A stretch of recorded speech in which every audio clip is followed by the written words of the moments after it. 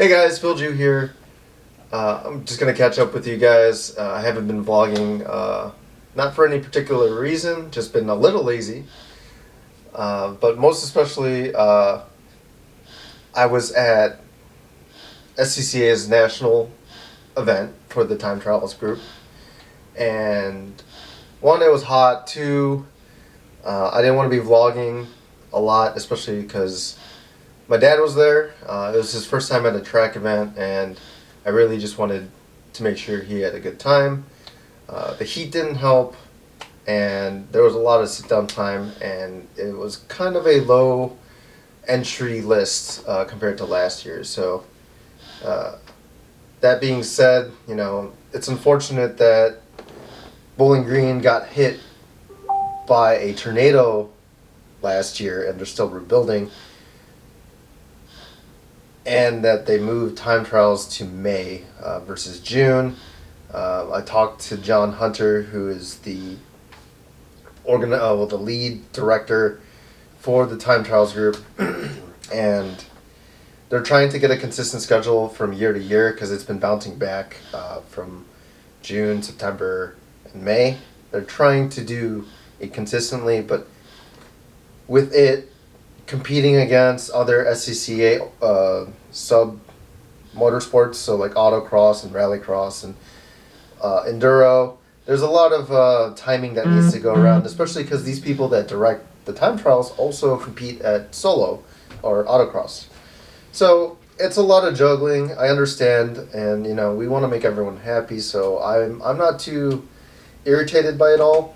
I just it'd be nice for it to be consistent. Even though if it's like consistently in the summer where it's like brutally hot and humid down there, or if it's possibly in October, which everyone is kind of wanting it to be in October. Again, scheduling for a lot of people, that gets really tough. But you could also say that for May, because there's a lot of graduations, there's a lot of people moving around the time, or weddings, etc. So I completely understand that by the standpoint of logistics. But let's get to the event. So me and Lyle is driving the, let's say this car, I'll put it right here. He's driving the 2022 Toyota GR86, and he spec'd it out to Tuner 3. Cool, I got a buddy to compete against. He's a great driver. It's going to push me to the next level. I also hate it because he's also like 5 seconds ahead of me. But we'll say at least two of those seconds are from the Yokes, the Yokohama AO52s versus the Goodyear Supercar 3s that I was running at this event.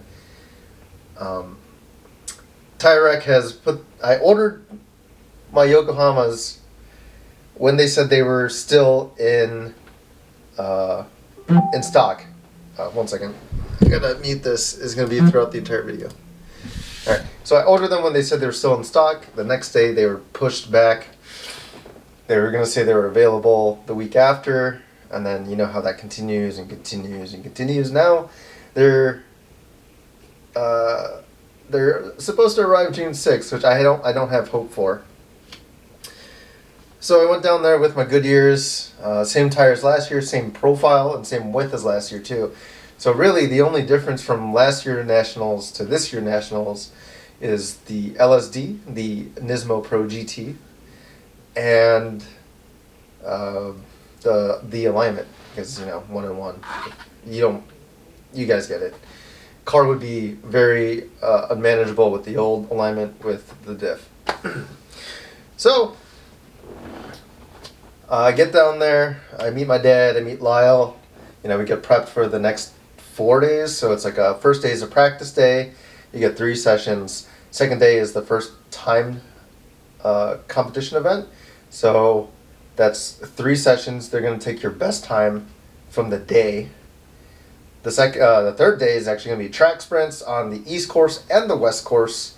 And this year they changed the East course to include one of the cutout roads around after turn 16. I'll put a little map and show it right here.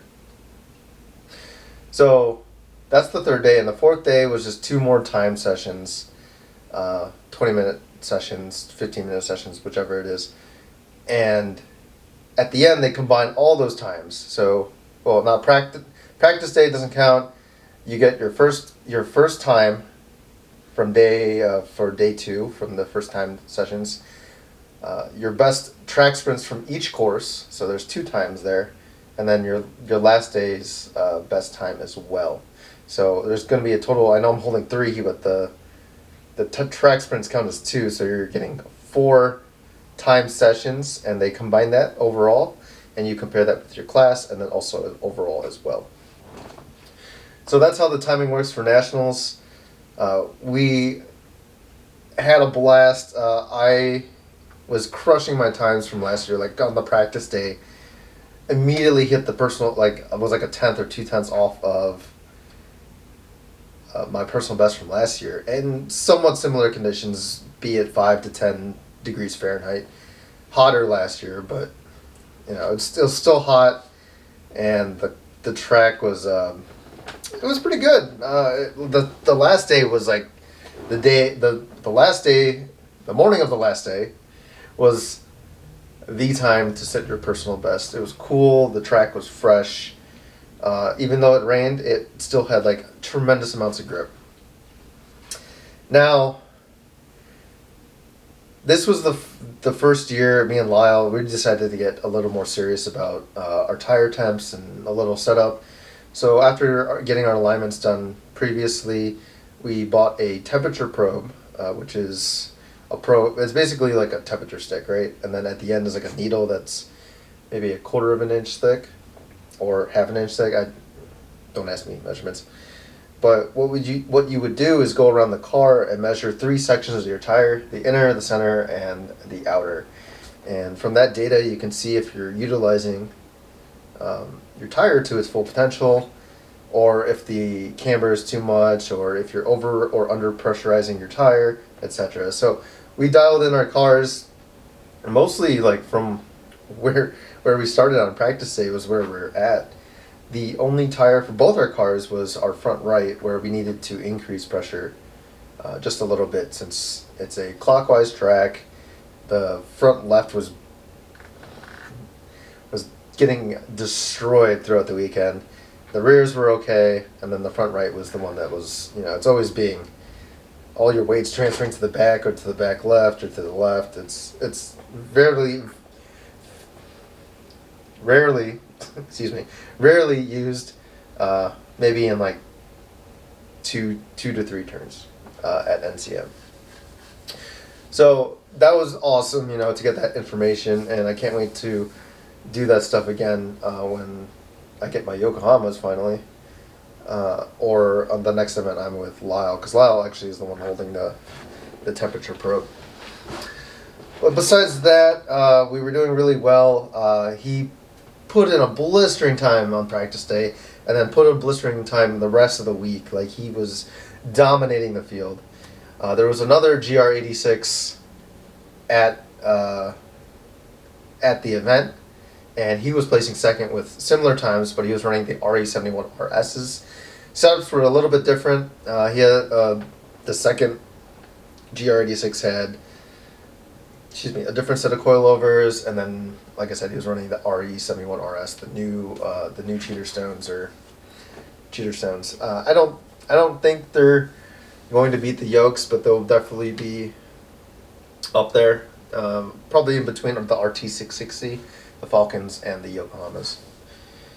And myself, I like I said, first practice day reached my PB, and then the first competition event, I destroyed my PB by like half a second or a second, I forget. But then we made a line change during the track sprints, because I was just thinking, I was rewatching, and made a line change in turn 1, and that netted me like a second and a half. So overall, I beat my personal best by 2.5 seconds from last year. So I was so stoked from that. And by the end of the event, excuse me, I was P4. Last year was P4, so back-to-back P4. I could say I'm a little disappointed not getting podium, but I just didn't drive well. And, the person I've been chasing for a whole year and a half, Ansel, absolutely destroyed it. He got me by like half a second on a second the first day, and then he gained like 2/10 on the track sprints, on total, right? So I beat him on the first track sprint, and then he beat me on the second track sprint. And then the final day, we both completely demolished our personal bests, and he got me by like 2/10 or 2 to 4/10. So it's awesome. It's awesome to keep chasing after someone that's so good and very consistent too.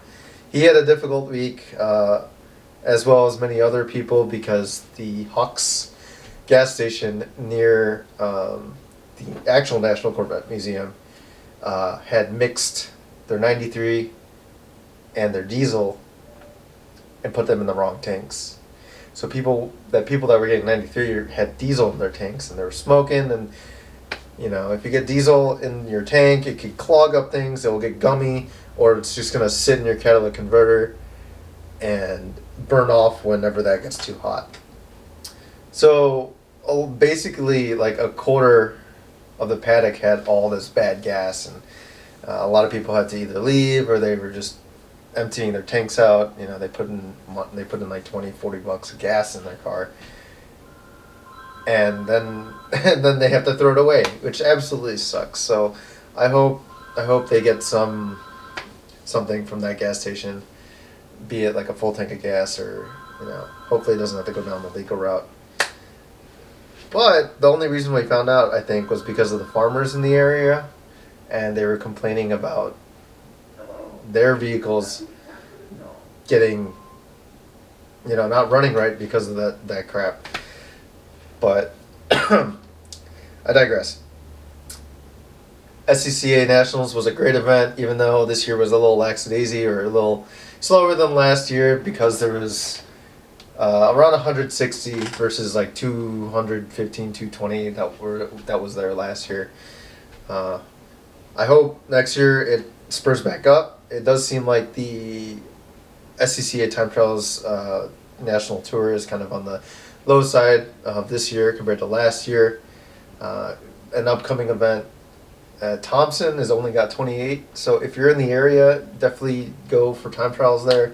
It's a good time. People are great, and I wish I could go.